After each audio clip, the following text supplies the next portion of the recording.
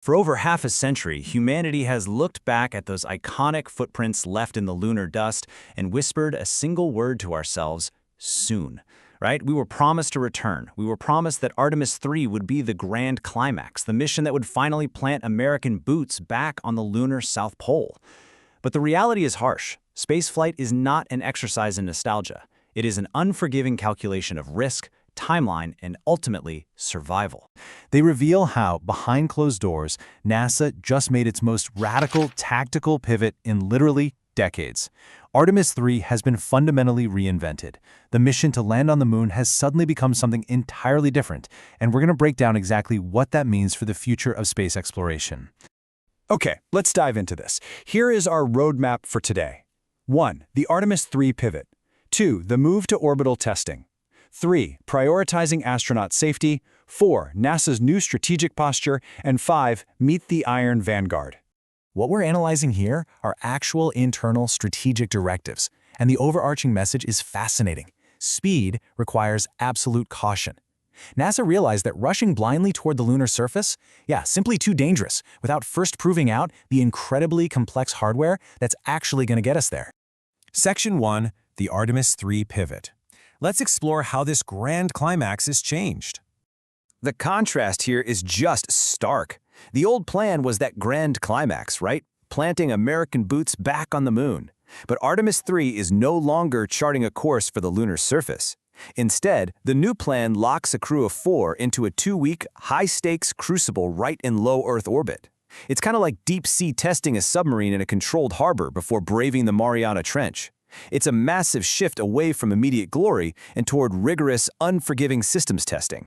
Let's move to Section 2, the move to orbital testing, and see how this all builds. So, this is the dawn of what NASA is calling a multi-launch campaign. Honestly, it's essentially a highly choreographed cosmic ballet involving 3 of the world's absolute most devastatingly powerful rockets. Here's the play-by-play. First, the crew will live inside and rigorously stress-strain Blue Origin's life support systems for 2 full days.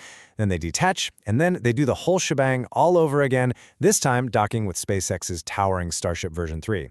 NASA is literally forcing rival commercial aerospace empires to physically interoperate out in the unforgiving vacuum of space. And because of this intensive orbital test, the reality is clear. The actual lunar landing has officially been pushed to Artemis IV. By taking 2 separate commercial landers and integrating them into one single mission, NASA is aggressively buying down the ultimate risk before anyone even attempts to touch the lunar dust again. Which brings us to Section 3, prioritizing astronaut safety. This is the massive benefit driving this entire architectural change. So the crucial point is this concept right here, anytime abort.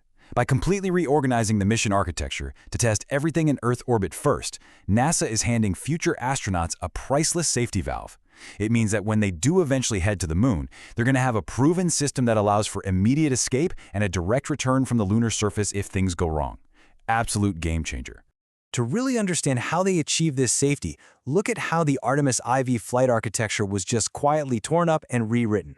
Originally, spacecraft were meant to link up in a distant, erratic halo orbit way out around the moon. Honestly, it was just too far and too dangerous. Now, the critical docking happens right in Earth orbit. From there, Starship basically transforms from a lander into a massive cosmic tugboat, firing its next-gen Raptor engines to physically push the attached Orion capsule across the deep space void straight into low lunar orbit. The strategic payoff for this shift is just immense. First up, it keeps the crew closer to home during the most complex initial tests where, aborting the mission is actually still a viable option. Second, it slashes the massive schedule risk associated with trying to aggregate tons of fuel in deep space. And finally, it allows them to test human infrastructure to its absolute limits, safely. This isn't just about a single mission anymore. It's about building a sustainable, rock-solid blueprint for all future spaceflight. Section 4. NASA's new strategic posture. Let's look at their aggressive new administrative behavior. NASA is no longer just playing the client, waiting patiently on a corporate timeline. No, in response to recent commercial supply chain bottlenecks and launchpad anomalies, they've adopted a seriously aggressive new posture. They've actually embedded their own subject matter experts directly onto the factory floors of Blue Origin, SpaceX, and Axiom Space. They are pulling schedules to the left, meaning they're moving deadlines way up and forcing faster action. SLS rocket stacking begins this summer, and they are bolting high-bandwidth optical laser communications right onto the capsules so we can stream these tests in real time. And even the science has pivoted to adapt to this orbital shift. Because the crew is staying in low Earth orbit, their scientific objectives had to change. They're now going to study the orbital drag caused by solar storms, and crucially, they'll establish clean contamination benchmarks. This creates a perfect mathematical baseline, so when future scientists finally get their hands on pristine lunar soil, they can analyze it without any earthly interference totally throwing off the data. Finally, Section 5. Mate the Iron Vanguard, the veteran test pilots taking this on. NASA has assembled what their own internal documents call an Iron Vanguard of veteran test pilots and systems engineers. These are the extraordinary people putting their lives on the line to actually prove this new architecture. And this brilliantly illustrates the caliber of the crew we're talking about. Commanding the vessel is Marine Colonel Randy Bresnik, an absolute veteran of the skies, holding over 7,000 flight hours. I mean, you just don't hand a mission of this immense complexity to anyone but the most experienced hands available. Now, what's really interesting about this is the highly specific, battle-tested skills the rest of the crew brings to the table.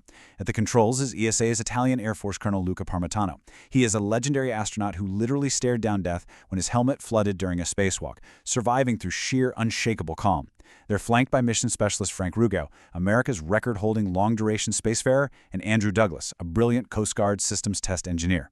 And standing ready as the ultimate contingency backup, Air Force test pilot Bob Hines. Which leaves us with this final provocative thought.